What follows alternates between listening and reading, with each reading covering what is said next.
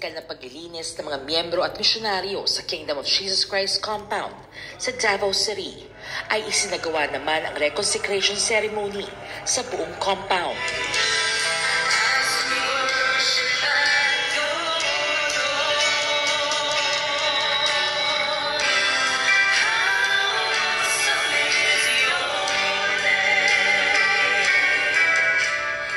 Hindi lamang pisikal kundi spiritual na paglilinis ang isinagawa upang tuluyan ng maalis ang anumang bahid ng mga bahid ng demonyo dyan, ng mga kapulisan sa sagradong lugar ng KOJC.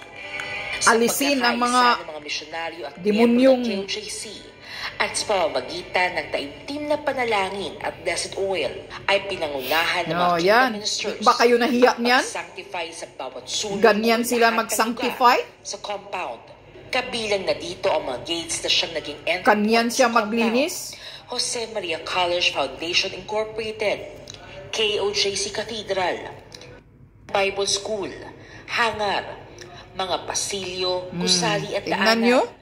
Gayon din ang KOJC Kingdom na siyang bunga ng dugo, pawis, sakripisyo at di matatawarang pag-ibig ng mga kingdom citizens sa pangunguna ni Pastor Polo Sikibuloy. Purihin ang Ama sa pamagitan ng anak, our beloved pastor, Pastor Apollo C. Hibuloy. So, ginawa natin ngayon dito sa Kingdom. Tayo ay nag-sanctify, nilinis natin yung area sa pamagitan ng paglalagay ng oil o blessed oil.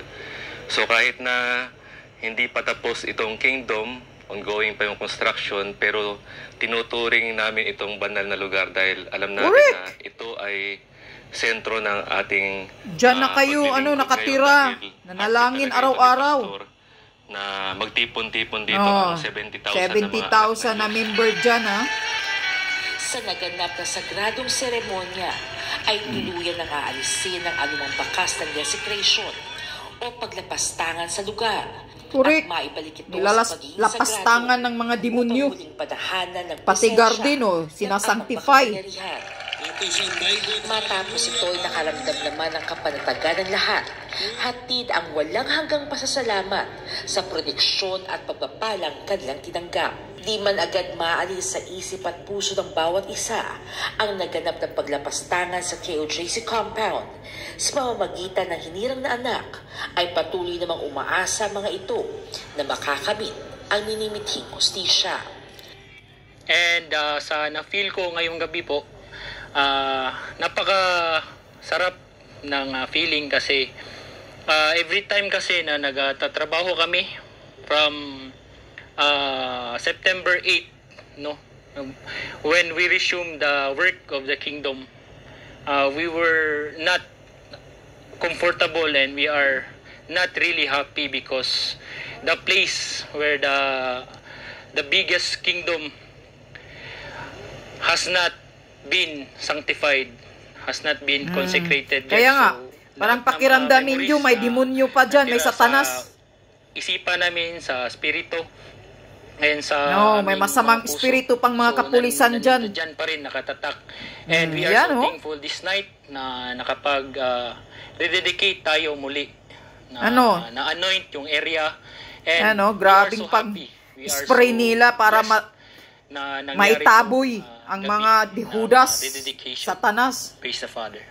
To our beloved pastor, Pastor Apollo C. Kibuloy, kung nasaan ka man ngayon, I am hoping and praying for the good health, physical strength, guidance, sa comfort mo, Pastor, and most especially sa hustisya na makamit nating lahat with all the kingdom citizen. And I am hoping and praying na matatapos po itong lahat. And I am always thinking and I am glad.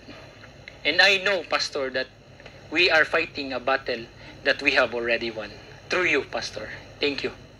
Ang natapos sa reconsecration ceremony ay patunay lamang na lalong lumalakas at tumitindi ang kanilang pananampalataya, pagkakaisa at pag-ibig. Dala ang bagong pag-asa at paniniwala na kailanman ay hindi mananagumpay ang kasamaan sa kabutihan. Correct. Salamat sa Ama Through the Son. So una po yung ma-recall namin, ma-remember namin. Talagang una muna ma-remember namin yung pagbababoy nila, pagbababoy nila, na kung saan mula pa noong 1990s na kami nandito ay na-witness namin ang pagtuturo ni Pastor sa pagiging banal ng lugar na ito. Dito kami tinuruan ni Pastor ng kingdom culture, kingdom living, kasama po ang cleanliness is godliness. Tinuro po yun ni Pastor sa amin. Yung nandito po sila ay talagang nadumihan, nabahiran, at sa ibang termino na balbal, nababoy po talaga yung lugar. Masakit po to sa amin kasi 1990s pa kami dito eh. Dito kami lumaki sa compound na ito. Hindi pa ito ganito noon, ngunit ito ay nafi-fellowship ng ating grabe, mahal pati pastor, mga yan, no? Pinapunasan. Na ilang years, ay magiging ganito po. Kaya yung nangyari po yun habang sinasanctify, pinupunasan namin ng blessed oil, turo ni Pastor, naalala namin, sa umpisa nagagalit kami, pero dahil nga tinuruan kami ni Pastor, overcome evil with goodness. So alam namin na natanggal na yun, na-vanquish na, natanggal na lahat ng mga nangyari. Ayan, ang inuhukay mo, Tori. At alam natin, sinasanctify nila. Malaya na tayong makakakilos at may isasagawa ang kalooban ng Ama. Masaya na po kami ngayon. Amen. Pati yan sa gate, ang sahig, pinunasan. Ganyan kalinis, kadisiplinado ang mga tao, member ng kingdom ni Pastor. Kaya inggit na inggit si Lisa Satanas nang makita yan. Nabudlat ang mata ni Lisa nang makatingin. Ayan, yung mga binasag ng mga Judas, demonyong kapulisan dyan. Ito yung hanger sa helicopter ni Pastor na ginawa nila ng bahay. Pinas kong mahal, Jean Domingo. Di ba kayo nahiya? Hindi ba kayo nahiya? Gobyernong bangag. Na ganito kadisiplinado ang mga Kingdom of Jesus Christ. Pati mga sahig, pati mga upuan sa garden, sa gilid, nililinis nila ng maayos. Hindi ba kayo nahiya? Sinasanctify nila para matanggal yung bahid ng mga Judas, ng mga Satanas, ng mga kapulisan na lumulusob, binabalahura, binababoy ang kingdom nila. Iniisprihan nila buong kasulok-sulukan para mawala sa utak nila yung mga pambababoy, yung pambalahura ng mga kapulisang demonyo. Tingnan nyo? Ano yan? See? Kung gaano kakintab sa linis. Ganyan sila. Tapos, kayong mga Judas, mga demonyong kapulisan, binababoy ninyo, umiihi kayo, nagdudura kayo. Sana pagdura ninyo, naputol yung dila ninyo dyan. Kinikidlatan ng Panginoon. Kasi mga pakita lang ninyo na wala kayong mga respeto at wala kayong mga disiplina sa sarili ninyo. Pero ibahin ninyo itong mga members of KOGC. Dahil sila mga disiplinado, natuturuan ni Pastor ng maayos ang mga puso nila na puno ng pagmamahal at pagtutulungan sa bawat isa. Kayo, gobyernong bangag, paano gaganda ang Pilipinas? Puro mga kurap, mga kawatan. Tingnan nyo nga ang Manila Bay, yung Dolomite Beach dyan. Nagiging basura na naman. May pakialam ka ba, Marcos Jr., sa Dolomite Beach na nilinis ni PRRD noon? Ngayon, ano na ang itsura? Kapal ng mukha ninyo.